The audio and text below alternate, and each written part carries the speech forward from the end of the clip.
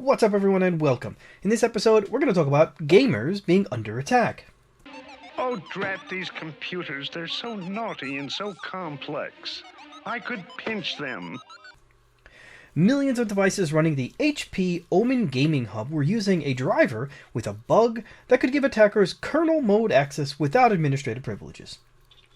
HP has since released a patch, but a new report on the flaw, CVE 2021-3437, from researchers from SentinelLabs details how the gaming software was built in part by copying code from a problematic open-source driver called WinRing0.sys.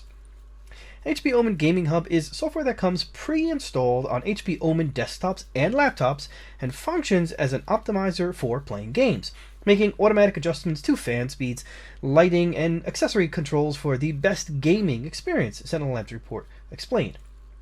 Vulnerable HP Omen versions are HP Omen Gaming Hub prior to version 11.6.3.0, HP Omen Gaming Hub SDK package prior to version 1.0.44.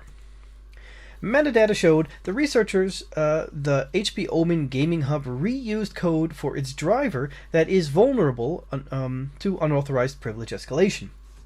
Unfortunately, issues with WinRing0.sys driver are well known, the SentinelLabs report said. This driver enables user mode applications to perform various privileged kernel mode operations via input-output controls, IOCTLS interface.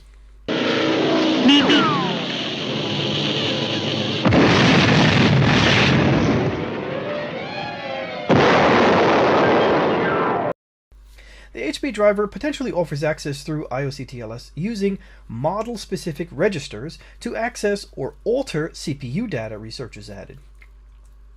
This high-severity flaw, if exploited, could allow any user on the computer, even without privileges, to escalate privileges and run code in kernel mode, the report added. Among the obvious abuses of such vulnerabilities are that they could be used to bypass security products. Once inside, attackers could gain lateral access to wider networks, SentinelLabs reporting.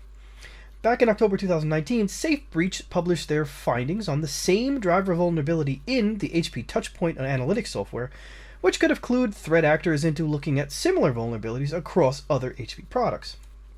HP put out a fix on September 14th, adding that the company will both push out automatic updates as well as offer manual options for patching. To reduce the attack surface provided by device drivers with exposed IOCTLS handlers, developers should enforce strong ACLs on device objects, verify user input, and not expose a generic interface to kernel mode operations, the report advised. This latest bug comes amid a wave of attacks aimed at gamers across all sorts of platforms. The analysts have not observed any attackers exploiting this vulnerability so far, but that doesn't mean there aren't attackers out there looking for the next high score on the group. Over the summer, Akamai released its 2020 gaming report showing that attacks on the video game industry exploded by 340% in 2020, thanks to armies of pandemic-weary people turning to games for entertainment. The report also found more attack traffic on the gaming industry than any other in 2020.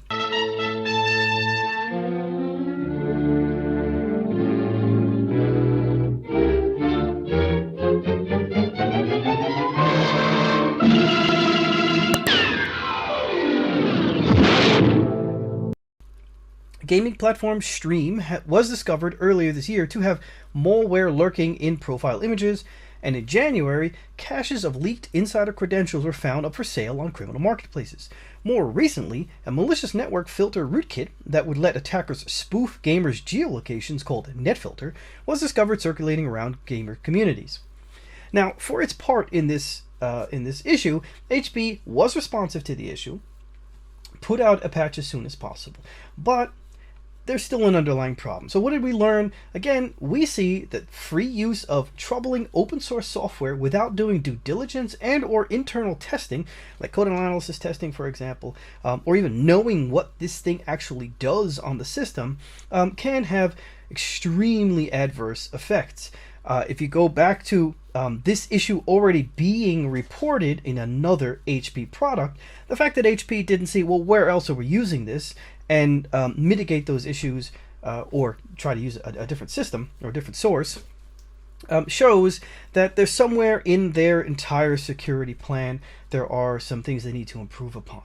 Unfortunately, in today's world, using an open source application does not really mean you're going to save time.